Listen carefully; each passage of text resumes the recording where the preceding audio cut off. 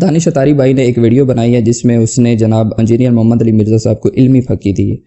اب وہ علمی پھکی کیا ہے اس کے بارے میں تو ہم بعد میں بات کریں گے، لیکن یہ معاملہ شروع کہاں سے ہوا؟ یہ شروع ہوتا ہے دانش اتاری کی ایک ویڈیو تھی، وہ وائرل ہوئی تھی، جس میں وہ الیاس قادری کے سامنے کھڑا ہوتا ہے اور یہ کہتا ہے لاہور سے آپ کی خدمت میں حاضر ہوں۔ امیر اہل سنت کی بارگاہ میں اور آخر گزارش یہی ہے کہ اگر آپ مناسب ہو تو باپا مجھ گنہگار کو بھی ملاقات کا شرف بخشیے گا باپا۔ اچھا آپ لاؤ صاحب، مجھے آپ جیسی کوئی صورت ہے یا شاید آپ ہی ہیں، کلپ وغیرہ چلتے رہتے ہیں سوشل میڈیا۔ یہ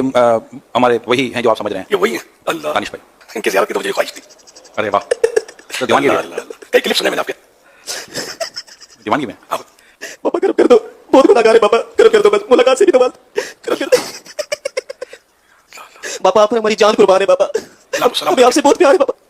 باپا کرم کر دو بس۔ ہم تو اللہ والے کے منگتے ہیں، ہم تو ویڈیوز بھی باپا بس اسی طرح کی بناتے ہیں، آپ سے باپا درخواست ہے باپا نواز دو، بس نواز دو باپا، کرم کر دو باپا، آپ سے یہی درخواست ہے۔ مجھ سے تو آپ کے آگے بولا بھی نہیں جا رہا باپا، ہاتھ بھی کام رہے، پاؤں بھی کام رہے باپا، میری بات ہی نہیں آپ کے سامنے کھڑا ہونے کی۔ اللہ مطلب اس نے وہ گزارشات اس کے سامنے کی جو ایک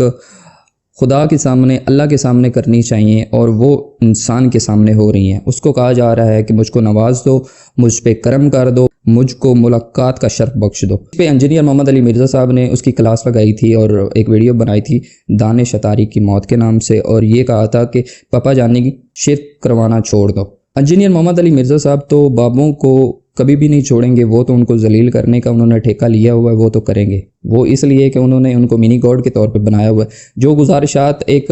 اللہ کے سامنے کرنی چاہیے وہ ایک انسان کے سامنے ہو رہی ہیں، کرم کر دو، نواز دو، مجھ سے تو آپ کے سامنے بولا بھی نہیں جا رہا، تو اس طرح کے الفاظ شرکیہ لفظ ہوتے ہیں۔ تو انہوں نے قرآن و حدیث سے یہ ثابت کرنے کی کوشش کی کہ دانش اتاری صاحب جو بھی آپ نے یہ لفظ بولے ہیں یہ لفظ غلط ہیں، آپ قرآن و حدیث میں یہ چیزیں جا کے پڑھیں، دیکھیں، تاکہ آپ کو ایک ڈائریکشن ملے جس میں آپ دیکھیں کہ توحید کا معاملہ کتنا سینسٹیو ہے اور یہ لوگ شرک کروا رہے ہیں۔ لیکن دانش اتاری بھائی نے کیا کیا، اس نے ایک ویڈیو بنائی جس کے اندر اس نے یہ کہا کہ جناب انجینئر کے جو اسٹوڈنٹ ہیں وہ نہایت ہی بدتمیز ہے، راہ جاتے ہوئے بچے کو روکتے ہیں اور کہتے ہیں کہ اس کو چھیڑوں میں،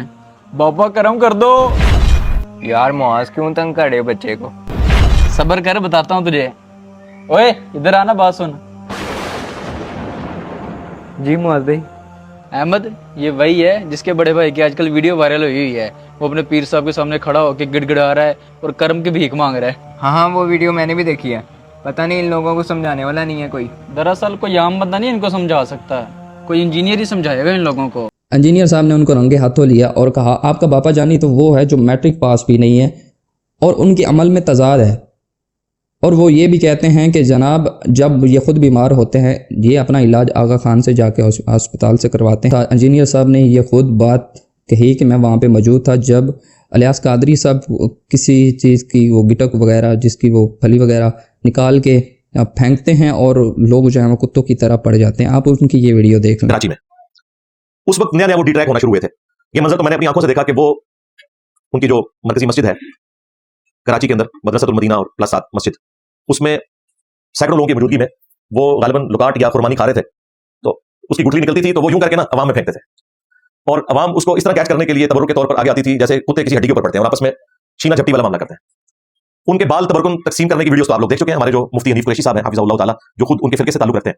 انہوں نے ان کے کافی سارے معاملات کھول کر بیان کیے ہیں۔ یہ عمل میں تضاد نہیں تو کیا ہے، ایک انسان کے سامنے تعریف ہو رہی ہے اور وہ اس تعریف پہ خوش ہو رہا ہے کہ میں واقعی اس قابل ہوں، مجھے اس قابل سمجھا جا رہا ہے کہ میں ہی مشکل کشا ہوں، میں ہی حاجت روا ہوں، میں ہی سب کچھ ہوں، تو یہ منی گاڈ بنانا نہیں تو اور کیا، آپ کوئی اس طرح کی باتیں کرتے جس سے توحید ثابت ہوتی۔ آپ نے تو یہ کہنا شروع کر دیا مجھ پہ کرم کر دو، مجھ کو نواز دو، تو یہ تو بہت ہی غلط بات ہے۔ اور باقی آپ نے شارٹ سٹوری کے اندر کہا کہ میں تو بس وہاں پہ کھڑا ہوا تھا، تو نبی کریم صلی اللہ علیہ وآلہ وسلم اس کو ناپسند کرتے ہیں۔ حضور نبی کریم صلی اللہ علیہ وآلہ وسلم کی حدیث ہے جو یہ پسند کرے کہ لوگ اس کے سامنے کھڑے ہوں تو وہ اپنا مقام جہنم میں دیکھے، اور یہاں پہ کیا ہو رہا ہے، گزارشات ہو رہی ہیں کہ مجھ پہ کرم کر دو، مجھ کو نواز دو۔ اور حدیث ہے جس میں فرمایا گیا ہے کہ صحابہ کرام کو سب سے زیادہ جو شخص محبوب تھا وہ حضرت محمد رسول اللہ صلی اللہ علیہ وسلم تھے،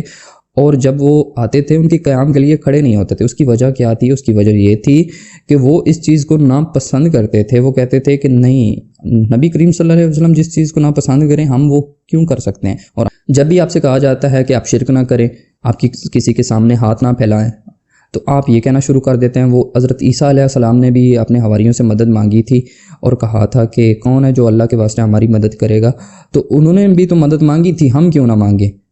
اللہ کے بندے؟ پھر تو یہ ثابت ہوتا ہے کہ انہوں نے ایک چھوٹا بندہ بڑے بندے کی مدد کر رہا ہے، آپ یہ وہاں پہ کہتے ہیں کہ اے پیر صاحب اگر آپ کو ہماری مدد کی ضرورت ہے تو ہم حاضر ہیں، بجائے اس کے کہ آپ نے تو یہ کہنا شروع کر دیا مجھ کو نواز دو، مجھ پہ کرم کر دو، مجھ سے تو بولا بھی نہیں جا رہا، آپ کو شرم بھی نہیں آئی، اور پھر آپ نے علمی پھکی دینے کی بات کر دی، آپ کو تو قرآن و حدیث کا پتہ ہی نہیں ہے۔ اور پھر آپ سے جب کہا جاتا ہے کہ جناب آپ یہ نہ کریں، آپ کسی کے سامنے ہاتھ نہ پھیلائیں، پھر آپ کہنا شروع کر دیتے ہیں امی سے روٹی نہ مانگے۔ اوے اللہ کے بندے، امی آپ کے پاس موجود ہوتی ہے، وہ آپ کو بنا کے کھلاتی ہے، یہ کوئی آپ کی مینٹل اپروچ اتنی کم ہے کہ آپ کو شرم تک بھی نہیں آتی کہ آپ کوئی چیز پڑھ لیں، دیکھ لیں، پرکھ لیں۔ ایک بندے کو آپ نے سورس بنایا ہوتا ہے، آپ چند ایک لوگوں کے پاس جائیں، ان سے پوچھیں کہ یہ جناب میں نے کیا شرک کیا نہیں کیا، آپ جاتے ہیں ان کے پاس ہیں جو کہتے ہیں نہیں یہ کوئی شرک ہے ہی نہیں۔ اللہ تعالیٰ قرآن مجید کے اندر فرماتا ہے اَمَّن يُجِيبُ الضُّرَّ إِذَا دَعَا وَيَكْشِفُ السُّوءَ وَيَجْعَلُكُمْ خُلَفَاءَ الْأَرْضِ إِلَٰهُ اللَّهُ قَلِيلًا مَا تَذَكَّرُونَ، بھلا وہ کون ہے کہ جب کوئی بے قرار اسے پکارتا ہے تو وہ اس کی دعا قبول کرتا ہے اور تکلیف دور کر دیتا ہے، اور جو تمہیں زمین کا خلیفہ بناتا ہے پھر بھی تم کہتے ہو کہ اللہ تعالیٰ کے سوا کوئی اور خدا ہے، نہیں بلکہ تم بہت کم نصیحت قبول کرتے ہو۔ دانش اتاری بھائی، آپ کو نصیحت قبول کرنی چاہیے تھی، آپ کو نصیحت لینی چاہیے تھی۔ آپ نے انجینئر صاحب کا اگر وہ 50 منٹ کا بھی کلپ دیکھ لیا ہوتا، آپ کو قرآن سے وہ نصیحت آ جاتی کہ آپ غلط کر رہے ہیں، آپ گزارشات جو کر رہے ہیں کرم کر دو، نواز دو، تو آپ یہ انسان کو منی گاڈ بنانا ہے۔ اس کے بعد آپ نے جو بات کی کہ ہم تو وطن کے جھنڈے کے لیے بھی، قومی ترانے کے لیے بھی کھڑے ہوتے ہیں، تو یہ وطن پرستی ہے، یہ بھی اسلام میں جائز نہیں ہے۔ آپ نے شاید ڈاکٹر اسرار صاحب کا وہ کلپ نہیں دیکھا، آپ پہلے وہ دیکھ لیں کہ وطن کی نماز، وطن پرستی، یہ بھی اسلام میں جائز نہیں۔ اس اعتبار سے اس دور کا سب سے بڑا شرک وطن پرستی ہے۔ لیکن پھر دیکھیے، میں بات آپ سے عرض کر رہا ہوں، علماء کرام اس کو نہیں پہچان پائے، اس کو پہچانا ہے تو علامہ اقبال نے پہچانا ہے۔ اس دور میں میں اور ہے، جام اور ہے، جم اور، ساقی نے بنا کی روش لطف و ستم اور، تہذیب کے آزر نے ترشوائے صنم اور، مسلم نے بھی تعمیر کیا اپنا حرم اور، ان تازہ خداؤں میں بڑا سب سے وطن ہے، جو پیرہن اس کا ہے وہ مذہب کا کفن ہے۔ اور اس کے بعد آپ یہ کہتے ہیں کہ لوگ نماز میں کھڑے ہو کے یہ بھی تو کہتے ہیں کہ نماز اور صبر سے مدد حاصل کرو، تو ہم یہ کب کہتے ہیں کہ یا نماز مدد یا صبر مدد؟ ہم تو یہ کہتے ہیں کہ ہم نماز اور صبر اس لیے پڑھتے ہیں، اللہ تعالیٰ کے سامنے جاتے ہیں اور ڈائریکٹ اللہ سے مانگتے ہیں۔ ہم نے تو یہ کبھی نہیں کہا کہ نماز میری مدد کر دے، صبر میری مدد کرتے، ایون کہ اللہ تعالیٰ خود آگے کہہ دیتا ہے ان اللہ مع صابرین، میں تو صبر کرنے والوں کے ساتھ ہوں۔ تو آپ خدا کا نام ہے علمی فقی جو آپ دے رہے ہیں، اپنی مینٹل اپروچ کو تھوڑا بڑا کریں، آپ دیکھیں کہ میں کہاں پہ غلط ہوں۔ آپ ایسے لوگوں سے بھی ملا کریں جو آپ کو کہتے ہیں کہ خدا سے مانگیں، کم از کم آپ ان کی بات تو سنیں، وہ قرآن و حدیث سے بات کرتے ہیں، آپ تو ایک ہی لائن کے اندر ہی رہ گئے ہیں۔ اور پھر جب اس طرح کی کوئی بات ہوتی ہے آپ کہتے ہیں کہ جناب لوگوں نے صحابہ کی گستاخی کر دی ہے، پھر آپ اس کو مارنے ترنے پہ چل جاتے ہیں، اس کے اگینسٹ پوسٹنگ کرنے شروع کر دیتے ہیں۔ ਸਾਡੀ ਗਲਤੀ ਦੱਸੇ, ਸਾਡੀ ਆ ਗਲਤੀ ਹੈ, ਮਗਰ ਇਹਨਾਂ ਕੋਲ ਕੀ ਅਥਾਰਟੀ ਆ ਬਈ ਕਿਸੇ ਬੰਦੇ ਨੂੰ ਗੁਸਤਾਖਾ ਦਾ ਗੁਸਤਾਖ ਬਣਾ ਦੇਣ? ਇੱਕ ਮਿੰਟ ਐਸਾ ਠਹਿਰੋ, ਮੈਨੂੰ ਜਵਾਬ ਦਿਓ, ਮੈਨੂੰ ਜਵਾਬ ਦਿਓ ਨਾ ਲక్ష్ਮੀ। ਠੀਕ ਹੈ, ਹਲੇ ਵੀ ਇਹ ਮੈਂ ਉਸ ਤਲਕ ਦੀ ਮੈਂ ਚੁੱਪਾਂ, ਠੀਕ ਹੈ ਨਾ, ਮੈਨੂੰ ਕਿਸੇ ਬੰਦੇ ਦਾ ਭਾਰ ਹੈ ਨਾ, ਮੈਨੂੰ ਕਿਸੇ ਖਤੀਬ ਦਾ ਭਾਰ ਹੈ, ਮੈਨੂੰ ਪਤਾ ਵਾ ਮੈਂ ਕੀ ਹਾਂ, ਮੈਨੂੰ ਪਤਾ ਵਾ ਮੈਂ ਕੀ ਹਾਂ। ਇੱਕ ਮਿੰਟ ਯਾਰ ਬਣੋਗੇ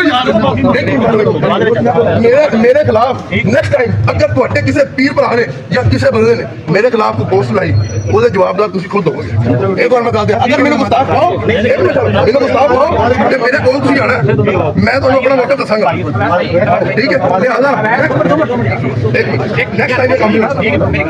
دانش اتاری صاحب آپ پھر کفر کے فتوے لگانے لگ جاتے ہیں، تو مہربانی کر کے آپ اس طرح نہ کیا کریں۔ توحید کا معاملہ بہت سینسٹیو ہے، میں بار بار آپ کو یہ کہہ رہا ہوں۔ اللہ تعالیٰ قرآن مجید کے اندر فرماتا ہے اگر اللہ تمہیں کسی قسم کا نقصان پہنچائے تو اس کے سوا کوئی نہیں جو تمہیں اس نقصان سے بچا سکے،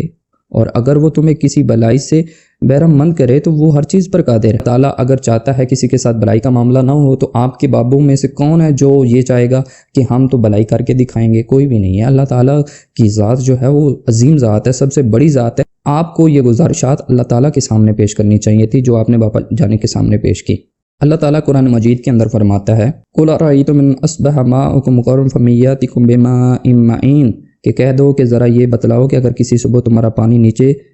کو اتر کر غائب ہو جائے تو کون ہے جو تمہیں چشمے سے ابلتا ہوا پانی لا کر دے گا؟ آپ مجھے دانش اتاری صاحب بتائیں نا کہ اگر اللہ تعالیٰ وہ جو پانی ہم پیتے ہیں میٹھے پانی کو کھارا کر دے تو آپ کی کسی بابے میں ہمت ہے کہ وہ اس پانی کو میٹھا کر دے؟ اللہ تعالیٰ کے سامنے پیش ہونا ہے آپ نے. آپ مجھے بتائیں کون ہے بتاؤ تو صحیح جو اس کھارے پانی کو یا میٹھا کر دے یا زمین میں اتر جائے تو اس کو نکالنے والا کوئی بھی نہیں ہے، صرف اللہ کی ذات. آپ کہتے ہیں ہم نے یہ ذریعہ بنایا ہوا ہے. اللہ تعالیٰ ہماری بات تو ڈائریکٹ سن ہی نہیں سکتا. اللہ قرآن مجید کے اندر فرماتا ہے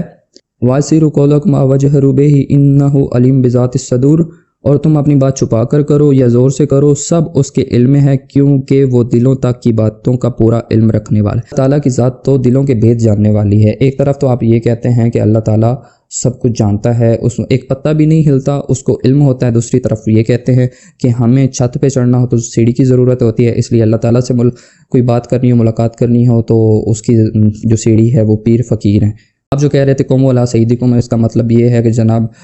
اپنے سردار کے لیے اٹھ کے کھڑے ہو جاؤ. بھائی اس کا مطلب یہ نہیں تھا، اس کا مطلب یہ تھا کہ آپ اٹھ کر جاؤ اور ان کو اتارو. آپ یہ حدیث پڑھ لیں، ساری طویل حدیث ہے، اس کے مطلب جو آپ نے مطلب نکالا ہے وہ اس کا ہرگز مطلب نہیں، کیونکہ آپ مطلب نکال دے ہوئے ہیں جو آپ کے مطلب کا ہو. مطلب آپ نے اس چیز کو لازم قرار دینا ہے کہ باپا جانی کے سامنے کھڑے ہونا ٹھیک ہے، گزارشات کرنا ٹھیک ہے، تو یہ غلط بات ہے. آپ یہ طویل حدیث آپ پڑھ. اللہ تعالی ہم سب کو ہدایت دے اور نبی کریم صلی اللہ علیہ وسلم کی تعلیمات پر عمل کرنے والا بنائے. آمین.